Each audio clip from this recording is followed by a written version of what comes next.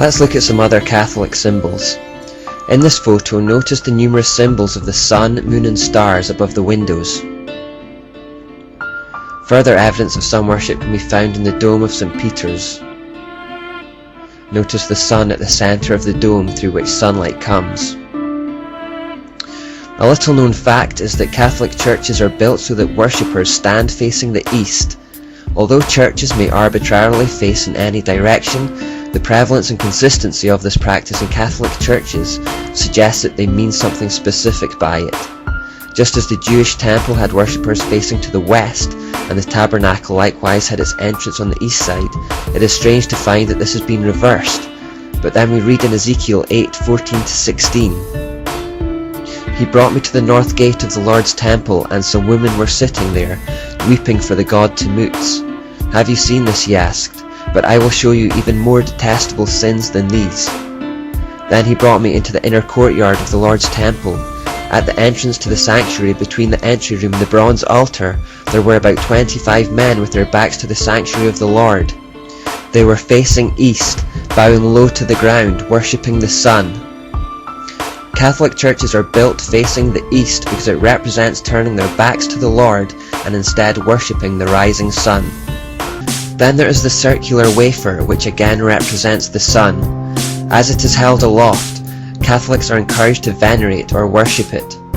After being held aloft, it is then placed in the centre of something called a monstrance. These are a few types of monstrance. You will instantly recognise the solar and lunar imagery. By placing the wafer, representing the sun, on the lunar monstrance, you symbolically create a sexual joining of the male and female gods. You may also notice that this monstrance looks like the logo for the United Nations, and we'll get into that later. The joining of the sun and crescent moon in this way was prevalent in pagan cultures. In this example, which is a pagan Canaanite pillar, we see raised hands in praise of the sun disk within the crescent moon. In this next one we see an Egyptian statuette of an Apis bull, which is one of the most complete representations of Mystery Babylon religion there could ever be. We have the bull itself, which as we know represents Nimrod. We have the sun disk representing Tammuz. We have the crescent moon, which represents Semiramis, and the serpent representing Satan, all compiled into one statue. So this is the most evil statue that you could possibly imagine. In this final example, we see an ancient depiction of Isis, the Egyptian Asherah, the female goddess, with the same symbolism. She is holding her son Tammuz. Then there's the sun disk on her head within the crescent. Often within sun disks you'll see a face like this. Wherever you see a face within a sun, you're looking at a representation of Baal.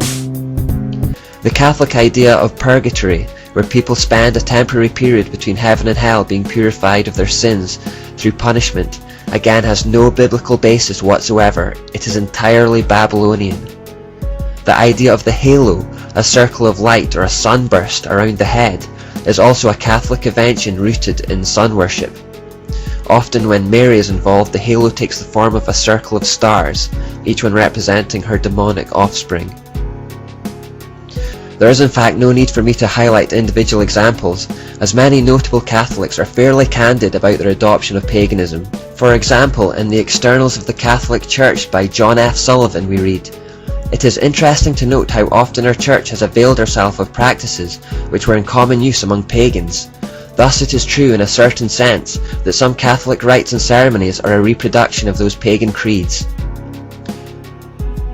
In the Story of Catholicism on page 37 we read, "It has often been charged that Catholicism is overlaid with many pagan incrustations. Catholicism is ready to accept that accusation and even to make it her boast. The great god Pan is not really dead, he is baptized." Now Pan is listed in the Satanic Bible as the horned god and is one of the infernal names of Satan. Obviously Satan cannot be baptized. Cardinal Newman, who was recently given sainthood by the Catholic Church, admits in his book that the use of temples and these dedicated to particular saints and ornamented on occasions with branches of trees, incense, lamps and candles, votive offerings on recovery from illness, holy water, asylums, holy days and seasons, use of calendars, processions, blessings on the fields, sacerdotal vestments, the tonsure, the ring in marriage, turning to the east, images at a later date, perhaps the ecclesiastical chant, and the Kyrie eleison are all of pagan origin and sanctified by their adoption into the Church. In The Faith of Our Fathers by Cardinal Gibbons we read, "The penetration of the religion of Babylon became so general and well known that Rome was called the New Babylon." In Life of Constantine by Eusebius we read, "In order to attach to Christianity great attraction in the eyes of the nobility, the priests adopted the outer garments and adornments which were used in pagan cults." In Religious Tradition and Myth by Dr. Edwin Goodenough we read, "The Church did everything it could to stamp out such pagan rites, but had to capitulate and allow the rites to continue with only the name of the local deity changed to some Christian saint's name." But we can find many other examples if we choose. We sometimes see the Pope and other members of the Catholic clergy wearing Saturno hats, for example, and this is in honour of the god Saturn. Most other times priests wear mitre hats, and these are connected to Dagon, another type of Babylonian god. Here's a depiction of Dagon alongside the Pope with his mitre. Here you may also see that the Pope is holding a staff called the Twisted Cross. Roman Catholic author Piers Compton writes about it in his book, saying, "The Twisted Cross is a sinister symbol used by Satanists in the 6th century that had been revived at the time of Vatican II. This was a bent or broken cross on which was displayed a repulsive and distorted figure of Christ, which the black magicians and sorcerers of the Middle Ages had made use of to represent the biblical term Mark of the Beast." Yet not only Paul VI, but his successors, the two John Pauls, carried that object and held it up to be revered by the crowds, who had not the slightest idea that it stood for Antichrist. So the staff being held in the Pope's hand is an open representation of the Antichrist, but only if you're initiated with the knowledge to really see that. This is the nature of the occult, things that are in the open but whose true meanings are concealed. This was never more true than in March 2000, when Pope John Paul II preached an updated Sermon on the Mount at the altar of Chorazim in Israel. Here he sat under an inverted cross, one of the most potent and disgusting symbols of Satanism and black magic, under the pretense that it represents Peter, who was crucified upside down. Once more he holds up the twisted cross depicting the Antichrist for the adoration of the crowd right in front of it. Behind them all is a Christ-like mural displaying the words that he is coming soon, but as we'll discover later, this character for who they wait is in fact the Antichrist.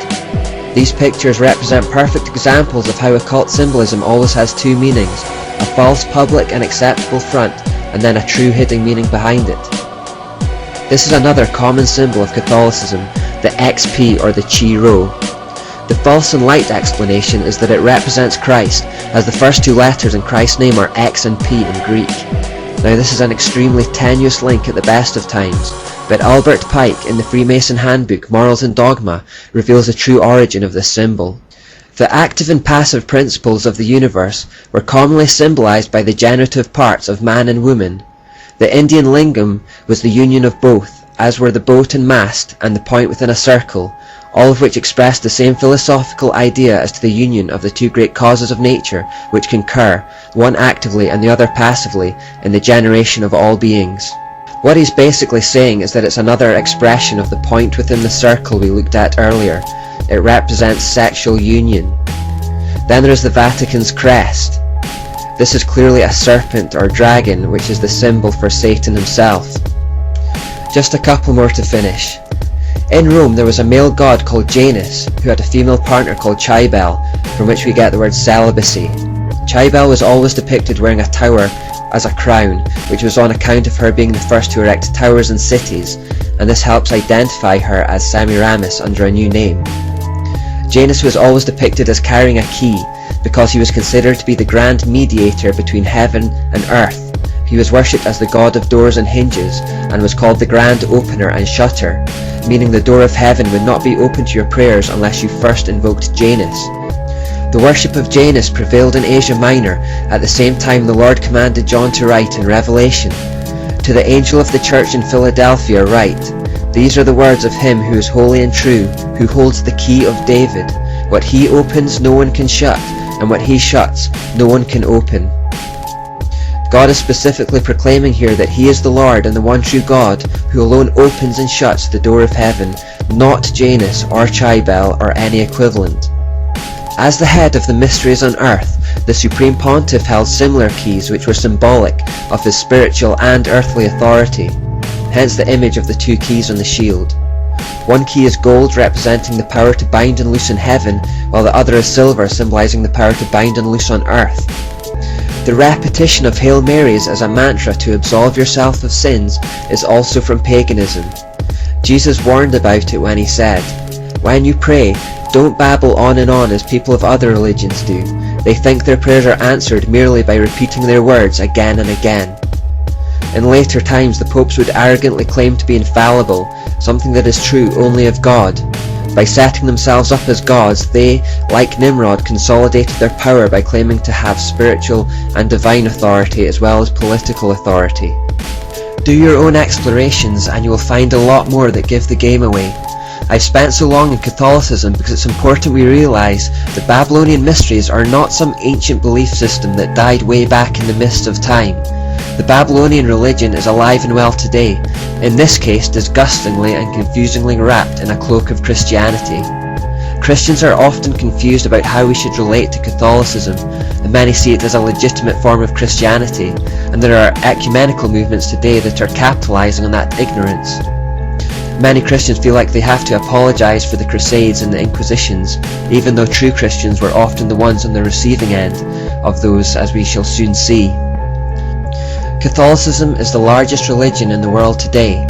The second largest is Islam, and we'll look at that next.